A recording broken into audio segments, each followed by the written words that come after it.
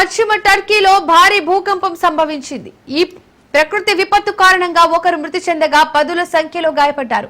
భూకంప తీవ్రతకు 16 భవనాలు కుప్పకూలినట్లు టర్కీ అంతర్గత వ్యవహారాల మంత్రి అలీ యొర్లికాయ వెల్లడించారు. దేశంలోని అతిపెద్ద నగరమైన ఇస్తాంబుల్తో సహా పలు ప్రావిన్స్లలో భూ ప్రకంపనలు సంభవించడంతో ప్రజలు భయాందోళనకు గురయ్యారు.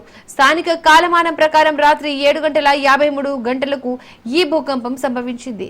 బలికేసిర్ ప్రావిన్స్ లో భూమికి కేవలం 11 మీటర్ల లోతులో భూకంప కేంద్రం ఉన్నట్లు గుర్తించారు. భూ ఉపరితలానికి అతి సమీపంలో భూకంపం రావడంతో నష్టం తీవ్రత ఎక్కువగా ఉందని అధికారులు తెలిపారు.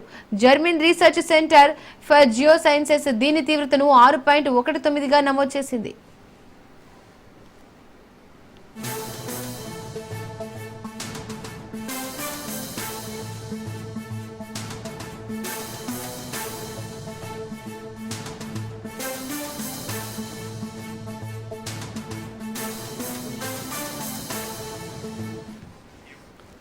పశ్చిమ టర్కీలో భారీ భూకంపం సంభవించింది. ఈ ప్రకృతి విపత్తు కారణంగా ఒకరు మృతి చెందగా పదుల సంఖ్యలో గాయపడ్డారు.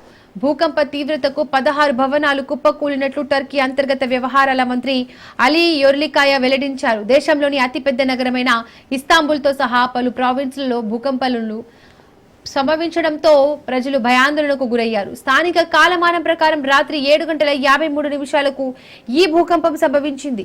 బలికేసిర్ ప్రావిన్స్ లో భూమికి కేవలం 11 మీటర్ల లోతున భూకంప కేంద్రం ఉన్నట్లు గుర్తించారు. భూ ఉపరితలానికి అతి సమీపంలో భూకంపం రావడంతో నష్టం తీవ్రత ఎక్కువగా ఉందని అధికారులు తెలిపారు. German research centre for geosciences దీని తీవ్రతను 6.19గా నమోదు చేసింది.